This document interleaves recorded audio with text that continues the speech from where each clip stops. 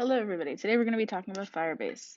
As you can see, if we just Google it, the first link that comes up will take you to a place to get started, and this will take you to your Firebase console. We can add a new project. So,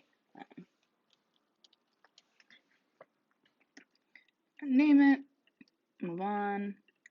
If you do not have a Firebase account, you will have to set it up with Google. Alright, now the first thing we're going to do is we're going to go into the web option, and you're going to name it whatever you want to name it. This can be different from the original thing. You're also going to set up Firebase hosting because otherwise it will be difficult to combine with Netlify. So since you guys will be adding this to your current number 4 project, I am going to start off by making a new React app.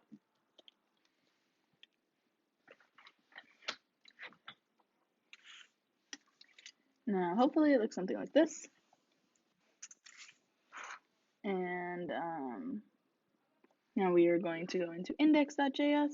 So these are pretty much just follow the instructions. Make sure we install Firebase. Okay, so now that we've installed it, we're able to paste this directly into index.js. We may move this later, but this will definitely get you set up. So now this is here. We get to move on. We get to do another installation. So now we're going to do Firebase login. And sometimes the command is not found. If this happens to you, you should use an alias command that associates with bin. I will make sure to post this. So now this should be set up. Let's try this again, Firebase login. And it says I'm already logged in, but just in case you guys are having trouble with this, you can also do login.reauth, which helps you go to browser and definitely pick out the account that you want to use. Please notice that I'm not using my school account. Sometimes Firebase has issues with non-normal Gmail addresses. So, I'm logged in. Great. Okay. So now comes the hard part.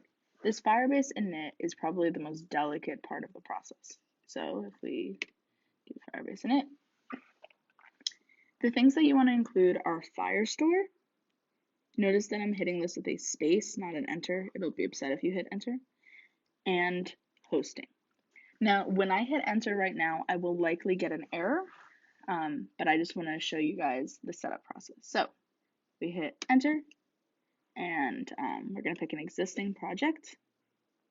I'm going to pick out the one that I delineated for this purpose, which is SUI demo. And yes, we have an error. Now, this does mean we have to go away from the screen, but I promise it will be okay. So we're going to continue to the console, and we're going to go to Firestore database. We have to set up the database in order to make it recognize that Firestore is even an option. In this case, we're only going to be using production mode because this is not a multi-branch project that you're working on with coworkers. You probably don't need to figure out what should be in development and what should be in the production branches. So we're going to stick with production mode, hit next. You can set whatever time zone you want. It does not matter too much. All right. There's one other tiny thing we have to change here because we're not dealing with security stuff. We're going to take away this part of the rule. So just as a recap, what I did was if it were false, then you're not allowed to, but we don't really care in this case. So we are going to publish this. It might get a little angry, but again, we're not dealing with security stuff today, so that is okay. So this looks great. And now we get to go back to the init, which will work now. So we're going to do Firebase init. And again, we want the Firestore for storage, and we want the ability to host. Now I'm going to hit enter. We're going to use, and it is a project that already exists. You can see that I still want to use this demo, and now we get into the rest of the process. I'm going to pull this up. Okay. Most of these will be defaults at the beginning, and then as we get through later on, we'll want to change some things. So, yes, we want it to be stored in the rules. Yes, we want the indexes JSON. Now, this is the first difference. What do you want to use as your public directory? We do not want to use public. Much like for Netlify, we want to actually use the build situation. So we're going to put in the build directory. You may notice it doesn't exist yet, and that is okay. Most of these will be no. We don't. You can set this up, but it will be more complicated. So let's try npm run build. And then we're going to do Firebase. So first let's demonstrate what we should see. npm start. If we run npm start, you can see that it should open to the default React app. And it opens to the default React app. Awesome. So hopefully when we deploy our Netlify, it will look something like that. All right, let's do that. So I'm just gonna kill this, and then we're gonna do Firebase deploy. All right, so then we can command click and open, and hopefully it'll show, yes, it does, woohoo. Okay, so that is how you set up your Netlify, and we'll talk about how to do Firestore stuff in a second. Okay, so now let's set up Firestore. So I'm going to open the inspect panel because we're going to have to do some printing later to make sure everything is set up. And if you guys remember, when we were setting up the connection, one of the things we faced was that the Firestore database has not been initialized. So now it has been initialized. And remember, what that looked like was that we had started our project and we went to the Firestore database. So in this case, we are going to start a new collection.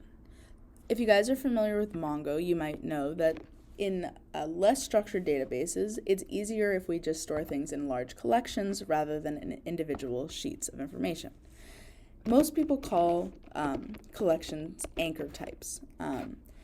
When you have more than one collection, you differentiate more, but for now I am going to call them anchors. It's also a good idea to put in some preliminary information just to make sure the connection is set up correctly. You can always delete this information, or you can use it as kind of a baseline to see if anything is being accessed. I usually keep it as a baseline. I'm going to fill in just a couple of fields. In this case, I want us to pretend that we're building a diary app. So let's say that we have a title, which is a string, so my busy day. And then you have your actual text. So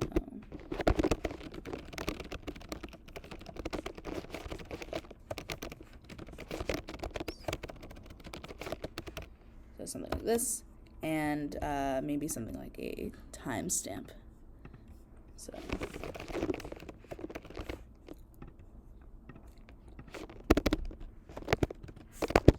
all right. So if we save that, now we see that a new collection has been added to our Firestore.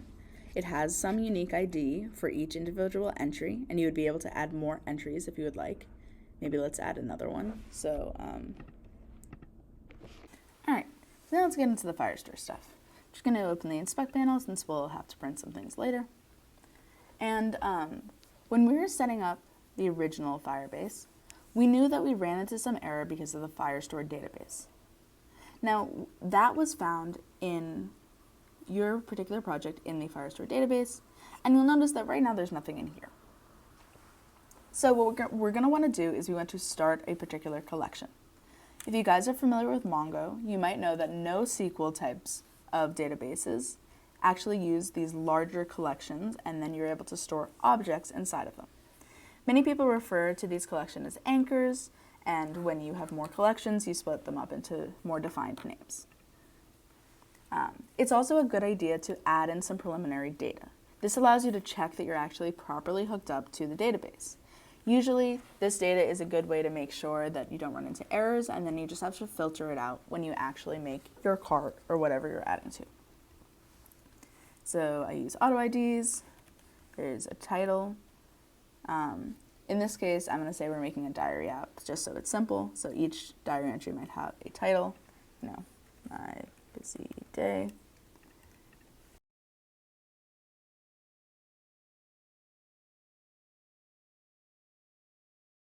Now you'll notice you're able to click through it, and I'm just going to add one more document so you guys can see that there's multiple pieces of information.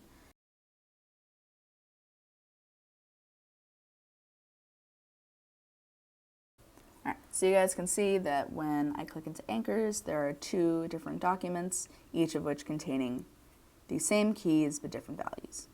Alright, so now that we have something set up so that we can see what's inside and see that it's hooked up, let's actually do the setup.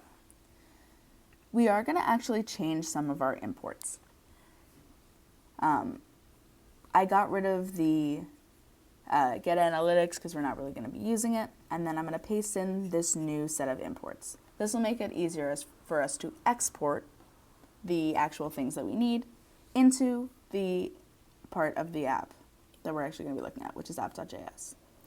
So, firstly, since we changed the imports, we need to change how this is accessed. And then secondly, we're going to set up the database. And that's going to be firebase.firestore. By initializing the app first, we know where this Firebase is actually being accessed. The other thing we need to do is export it. We want to use this database in other parts of the app, but right now it's kind of stuck in this one particular file.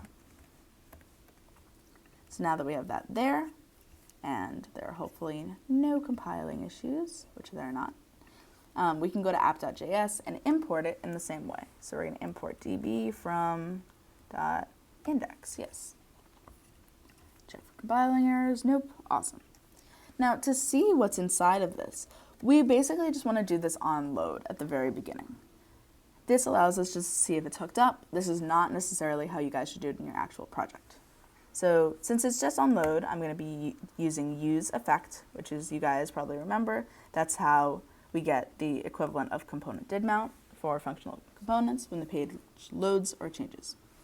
For now, I'm just going to print out db. This is not going to give us too much information, but it does prove to us that we're hooked up. All right, awesome. So we can see that there's Firestore and that it is connected to something. Now let's make sure it's connected to the particular database that we want. Now, the way that we do this is we need to access database.collection at a particular one. So if we go back here, we can see that the particular collection we want to access is anchors, and inside of anchors we'll hold our actual situations. Now, how do we actually get this information? We're going to use a function called just that, .get.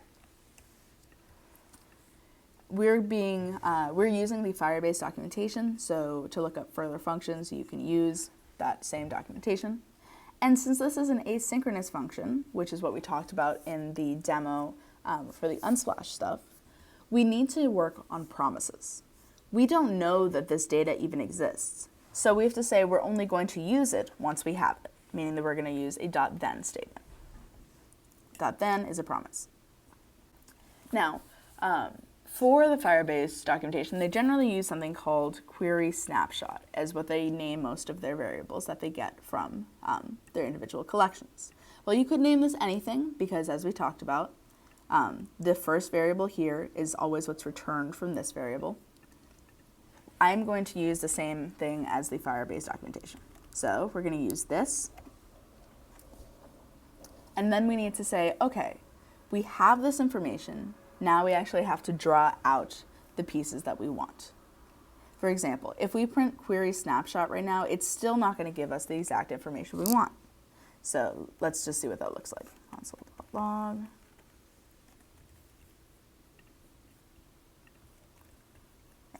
So you can see that it does get printed, but it doesn't totally hold what we want. Let's see how we actually get that. So what's inside of here is something called docs. Docs is the key to holding all of the documents that we have. And for each individual doc, which is what we want to be working with, we are able to print the individual pieces of data. Again, you can't print this all at once because you're not going to get the individual pieces of data. That's why we have to go through this. For that reason, we're going to map each doc to its data that it contains. And what that looks like is pretty simple. It's just another arrow function where we map doc to doc.data. And I think this should actually give us what we're looking for. Yay! Okay, we have 2 pieces of information, and voila, it holds exactly what we were talking about, which is fantastic. All right, so that is evidence that you're hooked up in terms of hosting, in terms of database, and that you're hooked to the particular database that you're looking at.